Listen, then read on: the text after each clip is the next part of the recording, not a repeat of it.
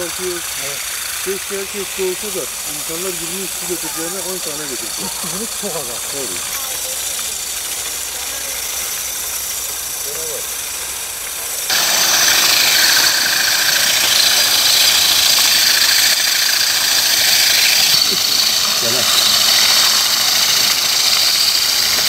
Tabii.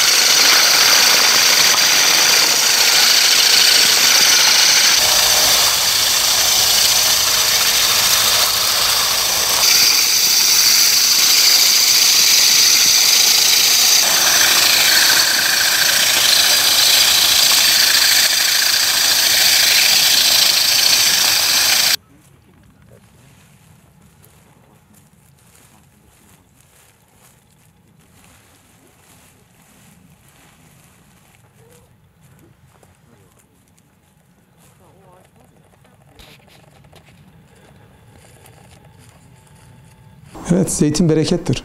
Zeytin şifadır. Zeytinyağı şifadır. Ve bizim zaten kültürümüzde, bütün evlerimizde hemen hemen şu anda zeytinyağı kullanıyoruz.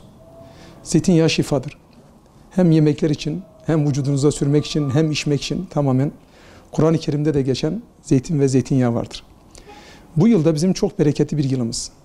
Özellikle zeytin bizim Gaziantep'teki meyvelik alanlarımızın %21'ini kapsamakta. Toplamda baktığımızda Türkiye üretiminin yaklaşık %4'ü ilimizden karşılanmakta.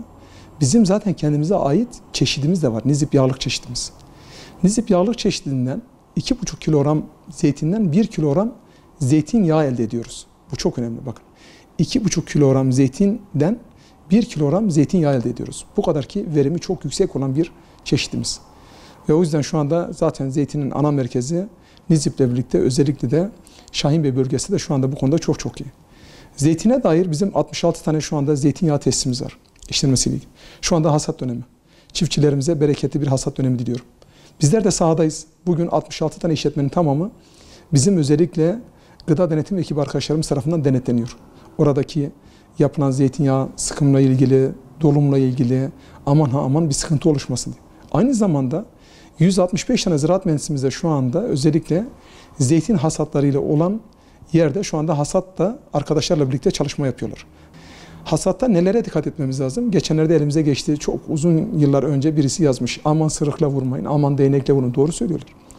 Aslında belki de Gaziantep'te en büyük eksiklerimizden birisi zeytin hasadının nasıl yapılacağını çok iyi bilmememizden kaynaklanıyor.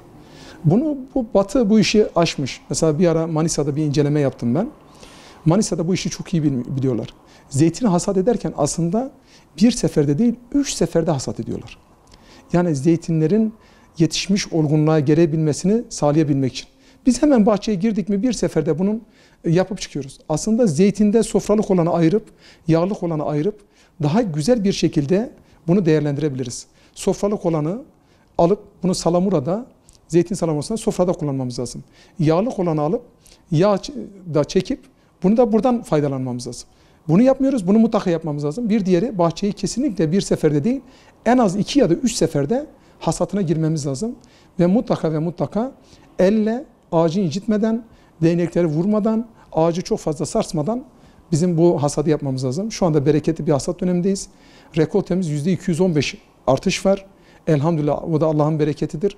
Bu sene zeytinyağında çok iyi bir durumdayız. Gaziantep'te önemli bir kısmı zeytinyağı olarak kullanılıyor. Ancak sofralık çeşitlerimiz de var. Dolayısıyla o yüzden söylüyorum çiftçilerimiz lütfen iri büyük olanları mutlaka sofralık olarak salamuraya ayırması lazım. Bunu ayrı satması lazım ve buradaki değer daha artışı fazla. Ama küçük yağlık olan kısımlarını da mutlaka ayırıp yağda kullanması gerekiyor.